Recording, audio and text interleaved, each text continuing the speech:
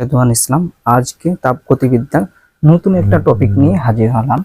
দেখো এখানে তাপ পরিবাহিতাঙ্ক ও তাপমাত্রিক পরিবাহিতার মধ্যে পার্থক্য। দেখো কিছু কিছু পদার্থ আছে, সে সকল পদার্থে তাপ আস্তে আস্তে যায়, কিছু কিছু পদার্থে আছে তাপ দিনে তাপ দ্রুত যায়। দেখো আমরা পার্থক্য এখন লিখব যে তাপীয় পরিবাহিতাঙ্ক ও তাপমাত্রিক পরিবাহিতা। দেখো প্রথমে লিখবা তাপের পরিমাণ নির্দেশ করতে। তাপীয় পরিবাহিতাঙ্কে কি তাপের পরিমাণ নির্দেশ করে। আচ্ছা তুমি এখানে নির্দেশ করে লিখবা।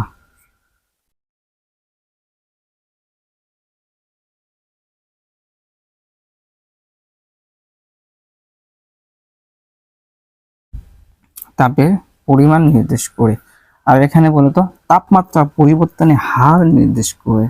পরিবর্তনের হার, কোন একটি পদার্থে তাপমাত্রা কত হারে কি হইতেছে পরিবর্তন হইতেছে। মনে করো এখানে কত আছে 5 আছে, 5 কত হারে হইতেছে 5/100। এমন কি নির্দেশ করতেছে, হার নির্দেশ করতেছে। যদি কত 10% হয় তাহলে কত নির্দেশ করবে 10/100। এমন ভাবে কি হার নির্দেশ করবে। আর এখানে শুধু পরিমাণ নির্দেশ করবে।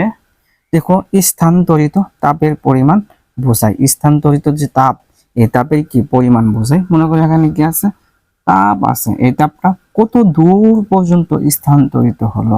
এখানে একটা কি বোঝাচ্ছে বলতো, তা স্থানান্তরিত তাপের পরিমাণ বোঝাচ্ছে।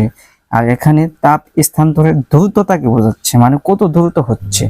এখানে স্থানান্তরিত তাপের পরিমাণ বোঝাচ্ছে, আর এখানে কি কত দ্রুত বোঝাচ্ছে। একটা তাপ এক স্থান থেকে অন্য স্থানে তাপ কত দ্রুততম ভাবে যায়, এটা এখানে নির্দেশিত করছি।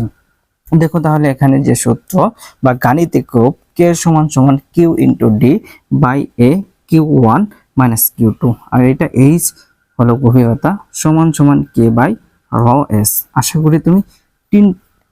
করি তুমি এই তিনটা দিলে এক্সামে ভালো ফুল মার্কস পাবা। তো আজকে এই পর্যন্ত থাকলো। নেক্সট কোনো টপিকে তোমার সাথে দেখা হবে অন্য কোনো অধ্যায় নিয়ে।